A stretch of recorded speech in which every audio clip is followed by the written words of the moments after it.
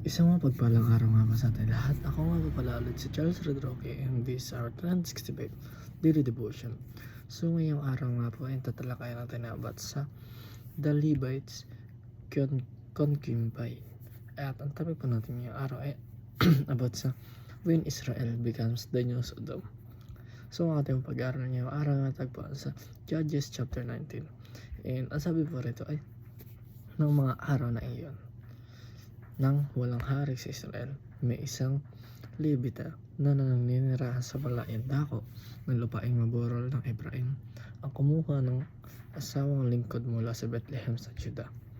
Ngunit ang kanyang asawang lingkod ay nagalit sa kanya at iniwan siya at nagtungo sa bahay ng kanyang ama sa Bethlehem sa Juda at nanatili roon sa loob ng 4 na buwan.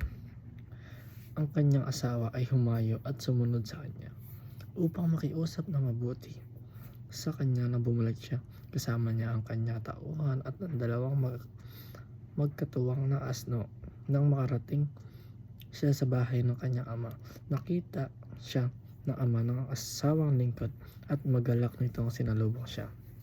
So, ang katarungan po natin ngayong araw ay nakapaloob sa the degradation of culture. At ang una po rito ay Israel rejected God. So, ang Israel daw nireject na lang ang ating Panginoon dahil nga meron silang sariling sinasamba at meron silang sariling hari na kailangan nilang sambahin o nagdudiyos-diyosan, at ayun ang sinasamba ng mga tao doon sa Israel.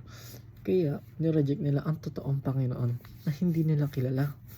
Kaya ang ginawa ng ating Panginoon ay pinarusahan ng Israel dahil nga hindi nila alam kung sino nga ba ang totoong Panginoon, at nagkaroon ng degradation sa culture na ito dahil nga ang Israel mismo o ang nation na ito mismo ang nag-reject na sa ating Panginoon.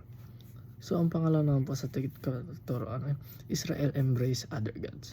So ito kung tinutukoy ko na meron sila ibang pinapahalagan o meron sila ibang sinasamba na Panginoon bukod sa ating Panginoon sa Kristo at sa ating Ama, dahil nga hindi pa nila kilala ng gusto kung sino ang totoong Panginoon. Sinasamba lang nila kung sino ang kanilang gusto at sinusunod lamang nila kung sino ang hari nila, at hindi nila alam na mayroon palang mas mataas pa sa hari na iyon, at ito ay yung hari ng mga hari, ay ang ating Panginoon.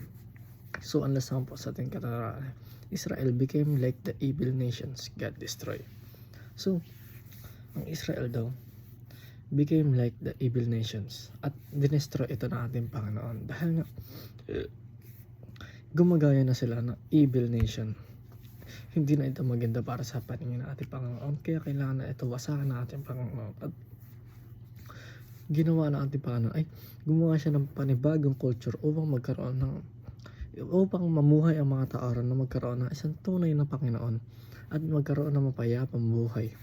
Sa gayon ay hindi na sila naniniwala o nananampalataya sa Diyos-Diyosan o sa kanilang hari doon sa kanilang bansa, at mas kailangan nilang maniwala o mas kailangan nilang makilala kung sino nga ba ang totoong Diyos. And yun lang po, dito na po tatapos. Thank you.